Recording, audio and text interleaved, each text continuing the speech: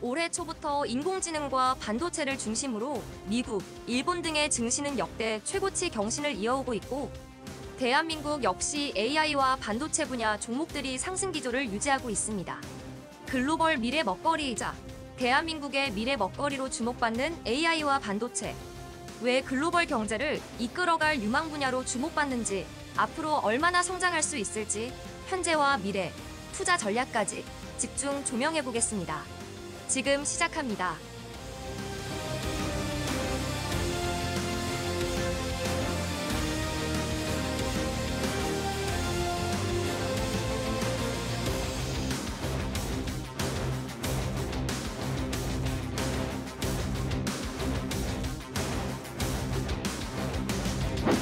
AI는 이제 뭐 우리말로는 인공지능이라고 얘기를 하는 건데요. 결국은 이게 관심을 받게 된 거는 생성형 인공지능이라고 하는 이제 새로운 기술이 등장을 하면서 그동안 우리 인간의 고유 영역이었던 이 문장의 생성, 그리고 언어적인 능력, 심지어는 이제 동영상 작성 이런 능력까지 갖추게 되면서 뭐 특정 분야가 아니라 거의 모든 분야에 걸쳐서 생산성을 높일 수 있는 그런 기술로 등장하게 되면서 지금 시장의 관심, 그리고 주식시장에 아주 높은 관심을 받고 있는 상황입니다. 일단 챗GPT라는 그 프로그램이 제일 큰 역할을 했고요. 원래 이게 2022년 11월에 이게 처음 공개가 됐는데 그 전에 나왔던 AI 프로그램들하고 굉장히 달랐어요. 서비스하고. 뭐 어떤 부분이 달랐냐면 그 전에 가장 핫했던 AI를 생각하시면 알파고라는 우리 이세돌 구단하고 바둑 두는 프로그램 기억하시잖아요. 근데 그 전까지만 해도 AI라는 거는 특정 영역에서 특정 기능만 잘하는 거였는데 챗GPT는 얘는 시를 써줘 그러면 시를 써주고 편지 써줘 그러면 편지를 써주고 이메일 작성해줘 그러면 작성을 해주고, 그러니까 멀티태스킹 멀티모달, 우리가 이야기하는 아티피셜 제너럴 인텔리전스, 그러니까 범용 AI에 대한 가능성을 보여준 거예요. AI가 일단 다 중심이고요. AI를 통해서 AI가 한마디로 이제 전방 산업이 되는 거죠. 되고 이걸 통해서 이제 각각 이제 파생이 되는 건데, 사실 우리 자율주행도 우리가 인간이 운전하는 게 아니잖아요. 사실은 AI가 운전하는 거죠. 로봇도 사실은 이제 거기에 뭐 센서들이 달려 있지만 요즘에 나오는 뭐 이 로봇 같은 것도 보면은 거기에 얼마 전에도 생성형 AI가 탑재된 로봇 영상이 하나 떠가지고 굉장히 화제가 됐는데 거의 인간처럼 얘기를 하더라고요. 그러니까 결국엔 로봇도 스스로 이제 움직여야 되기 때문에 당연히 그러려면 이제 AI가 탑재가 돼야 되는 거고, 특히 이 최근에 나온 생성형 AI가 결론은 뭐냐면, 원래 우리가 이 옛날에 그 PC 쓸 때 PC 도스라는 프로그램 아실 거예요. 그거는 이 도스를 쓸 수 있는 그 프로그래밍 언어를 알아야 되거든요. 그래야만 이제 컴퓨터랑 대화를 해서 내가 컴퓨터를 조작할 수 있는데, 그게 윈도우로 바뀌면서 좀 편해졌죠. 마우스 클릭하면서. 예. 그런데 생성 AI는 뭐냐면 인간의 언어로 이 뭐 PC라든가 이 기계랑 대화할 수가 있게 되는 거예요. 근데 사실 이 PC나 이런 컴퓨터 같은 경우는 인간의 대화를 못 알아듣습니다. 0과 1만 알아듣는 거죠. 근데 생성 AI는 그걸 바꿔버렸어요. 인간의 대화를 알아들을 수 있게. 그게 생성의 AI인데, 그게 결국에 이제 로봇 같은데 침투를 하고 자율주행에 침투를 하게 되면 우리 인간과 상호 소통을 해서 굉장히 이제 우리가 편리하게 사용을 할 수 있는 거죠. 근데 그거를 또 하기 위해선 당연히 AI에 최적화된 반도체가 들어가야 돼요. 가장 수혜를 본 거는 사실 빅테크 업체들이 아니라 오픈 AI가 아니라 챗GPT 오픈 AI가 아니라 오히려 엔비디아가 대박이 난 거죠. 왜냐하면 이게 LLM이라고 하는 라지 랭귀지 모델이라고 하는 기술 기반으로 만들어지는 건데, 그걸 하려면 엄청나게 많은 컴퓨팅 파워가 필요해집니다. 그 때문에 지금 엔비디아 칩 구하려고 지금 난리가 난 거죠. 네, 최근 4년 동안 보면은 이제 엔비디아 대표적인 우리 기업인 엔비디아 주가가 한 14.6배 정도 고점이 이렇게 올라간 것 같은데요. 그 기간 동안에 보시면 이익 증가가 오히려 17배. 올해 연간 영업이익이 저희가 볼 때는 한 820억 달러, 그러니까 원화로는 한 110조 원 정도까지 증가할 것으로 보고 있고, 내년에는 1000억 달러를 넘을 가능성이 있다고 보고 있습니다. 그러면 거의 애플의 이익 수준과 맞먹는 수준까지 올라갈 것이기 때문에 왜 이렇게 서로 경쟁적으로 투자하느냐. 결국은 그 규모가, 그러니까 반도체 분야에서만도 그 정도 이익이 발생할 수 있기 때문에 기업들로서는 놓칠 수 없는 그런 상황이 계속되고 있습니다. 일단 작년 기준으로 보면요, 엔비디아 AI 칩을, 그러니까 그 우리 GPGPU라고 하는데요, General Purpose GPU라고 하는데 지금 주력 칩은 H100이라는 칩입니다. 그게 한 칩 한 개 한 4만 달러 하거든요. 근데 실제로 4만 달러에 아무도 못 삽니다. 프리미엄이 붙어서. 어쨌든 4만 달러인데 이거를 작년에 15만 개씩 사간 회사가 마이크로소프트, 그러니까 오픈 AI하고 마이크로소프트 그리고 메타 플랫폼즈가 거의 한 15만 개씩 사갔고요. 메타는 올해는 35만 개 산다고 이야기했고 구글이 한 그 절반 정도 되는 것 같습니다. 한 7만 5천 개에서 한 8만 개 정도 사간 것 같아요. 그래서 글로벌 빅테크 업체들은 그만큼 많이 사간다 보시면 될 것 같아요. AI를 이제 생성의 AI를 만드는 그 AI 플랫폼 기업들 있죠. 구글이나 뭐 마이크로소프트나 오픈 AI, 우리 한국엔 네이버 같은 기업들이 있겠죠. 이것도 하나의 이제 중요한 산업이 될 수밖에 없는 거고, 그걸 지원하는 반도체 설계 회사들, 대표적인 게 이제 엔비디아 같은 설계 회사, 그 밑에 이제 그걸 지원하는 메모리 반도체를 이제 그 탑재할 수 있는 그런 이제 메모리 반도체 회사들도 당연히 그쪽에 좀 들어갈 수밖에 없고, 그러니까 이런 생태계, 거기다가 이제 밑에 로봇이라든가 자율주행, 이제 앞으로 어떤 산업에 탑재가 될지 모르겠지만 컨텐츠 산업에도 AI가 들어갈 거고, 그래서 그걸 이용해서 뭔가 결과물을 만들어내는 산업들이 밑에 있어요. 그러니까 이 세 가지 구조가 다 같이 연결이 됩니다. 근데 그 변화의 초입이에요. 그렇기 때문에 이게 어디까지 성장할지 저도 잘 모르겠어요, 아직까지. 근데 무궁무진하게 성장은 분명히 하겠죠. 그래서 우리가 각각의 테마를 너무 막 분리하는 것보다는 다 연결이 돼 있다. 근데 그 중에서 역시 일단 지금 제일 중요한 건, 우리나라에서 지금 현재 가장 중요한 건 반도체고요. 왜냐하면 한국은 반도체 국가이기 때문에. 그리고 미국에서 제일 중요한 거는 결국엔 그 플랫폼하고 그걸 반도체 설계하는 엔비디아, 이런 쪽이 지금 현재는 가장 중요한 우선순위에 놓여 있다라고 좀 판단을 하고 있습니다. 반도체 뭐 1, 2등인 삼성전자, SK하이닉스가 당연히 첫순에 꼽힐 것이고요. 그 다음에 특히 인공지능 반도체와 관련해서 되게 중요한 기술로 등장하고 있는 것이 이제 후공정 단에서 칩을 어떻게 붙이느냐, 즉 본딩 기술이 되게 중요해지고 있습니다.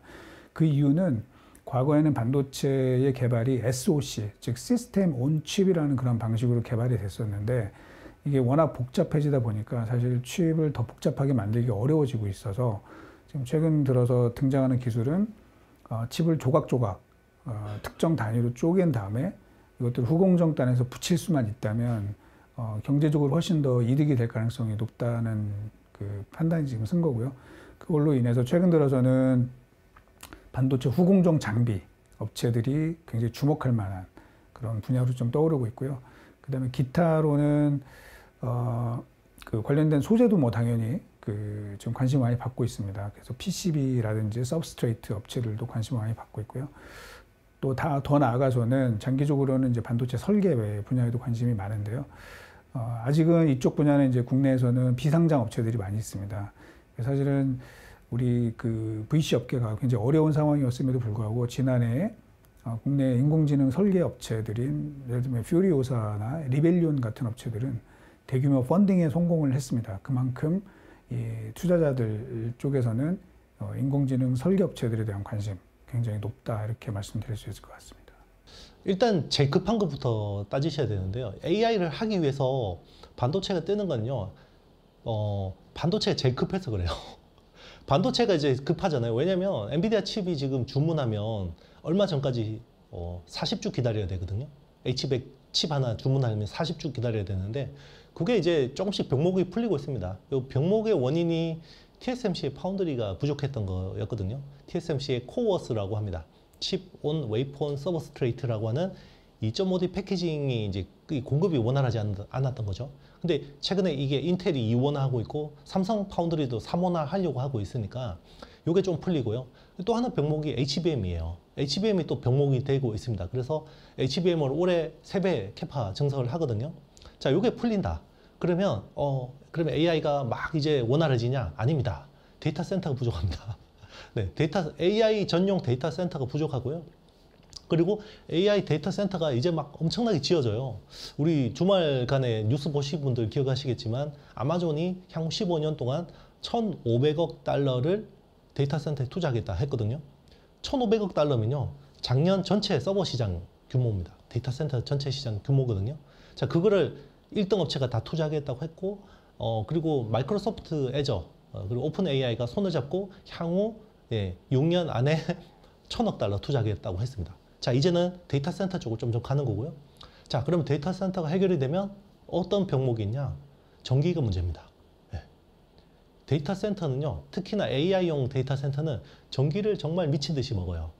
기존의 일반 서버용 데이터 센터가 그 렉당 전기가 한 8kW 정도라고 보시면요, AI용 데이터 센터 렉은요, 이게 30에서 100kW까지 나옵니다.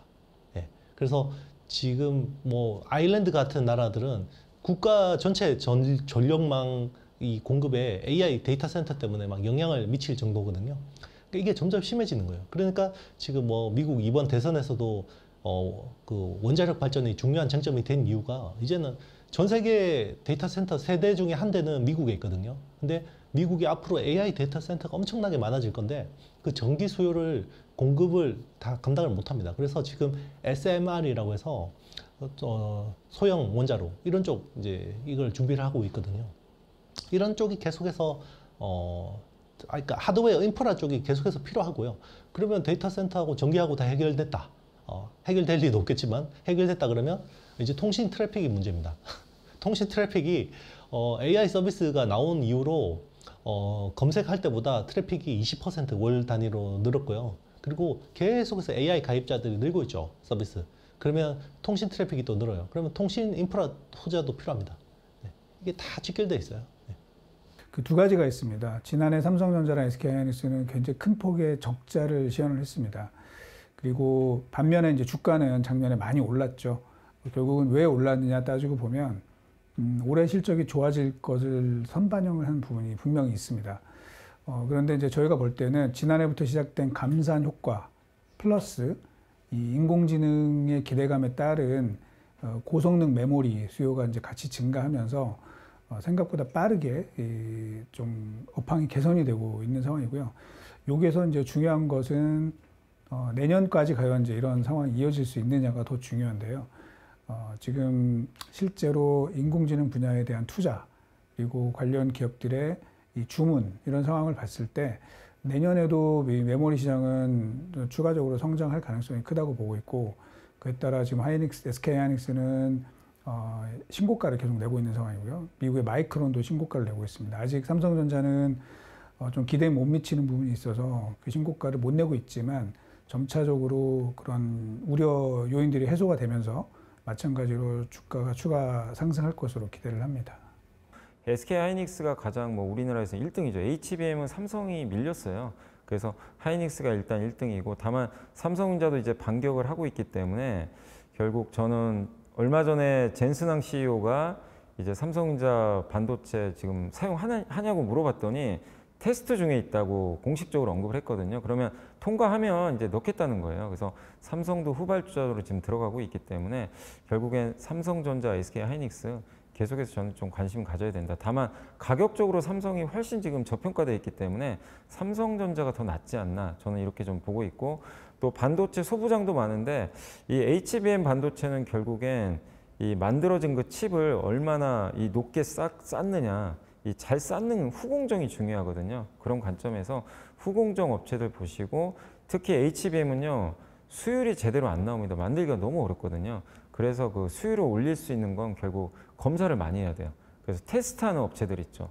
이런 업체들이 특히 후공정에서 저는 앞으로 수혜를 많이 받을 수 있다. 그래서 좀 반도체에서도 검사 쪽에 관련된 그런 회사들 한번 찾아보시면 좋을 것 같고, 우리나라에도 그리고 이제 반도체 말고 플랫폼 기업들이 있잖아요. 대표적으로 네이버하고 삼성 SDS가 있습니다. 그래서 네이버는 하이퍼클로버 X가 나왔는데 아직 존재감은 없지만 그 우리나라에 엄청난 한글 데이터를 갖고 있는 기업이잖아요. 그걸 활용해서 한국 시장에서만큼은 또 저는 언제든지 존재감을 발휘할 수 있다고 좀 보고 있기 때문에 네이버의 가치도 좀 지켜보시고, 또 한 가지가 기업형 대상으로 AI 서비스를 이제 제공하기 위해서 준비하는 회사가 삼성그룹의 자회사죠. 그 삼성 SDS가 있죠. 그래서 이 회사가 이제 조만간 2분기에 새로운 서비스를 이제 출시를 할 텐데, 기업들한테 이제 클라우드도 제공하면서 거기에 생성형 AI를 탑재해주는 서비스를 이제 제공을 할 거거든요. 그래서 이 기업형 비즈니스로 또 성장을 할 것 같습니다. 그래서 이런 기업들은 한번 주목을 해보시면 또 좋을 것 같습니다. 보통 이제 반도체, 특히나 우리나라 메모리 반도체 같은 경우는 원자재, 원유하고 좀 비슷한 궤적을 그립니다. 이게 시클리컬 산업이라고 하는데요.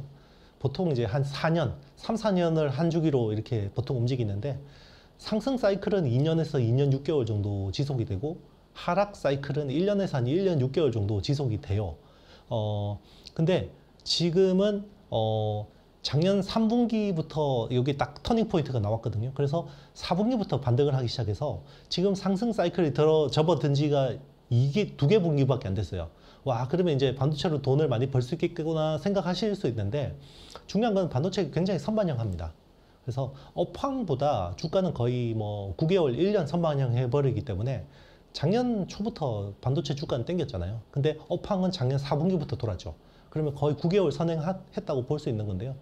그러니까 이제 아직 업황의 상승 사이클이 많이 남아있는데 주가의 상승 사이클은 얼마 안 남은 거예요. 그래서 보통 이제 상승 사이클로 들어오면 패턴이 있기는 있는데요. 보통 장비주부터 튑니다. 그래서 장비주들이 제일 세게 튀고요. 그 다음에 이게 조금 지속되면 이 감산, 이게 어떤 캐펙스 투자 이런 것들이 일어나면서 소재 부품주들이 좀 더 올라와요. 그래서 지금은 작년 한미 반도체를 위시로 한 장비주들이 많이 튀었고 이제는 동진 세미캠, 솔브레인, 뭐 이런 TCK, 원익 QNC 뭐 이런 회사들이 어떤 공정이 원활하게 돌아가면 수요가 늘어나는 이런 쪽이 좀 가고 있고요. 보통 상승 사이클의 피날레는 보통 기판 업체들이 많이 합니다. 그래서 항상 기판 업체들이 마지막 사이클에서 엄청난 실적을 내면서 막 헷갈리게 하거든요.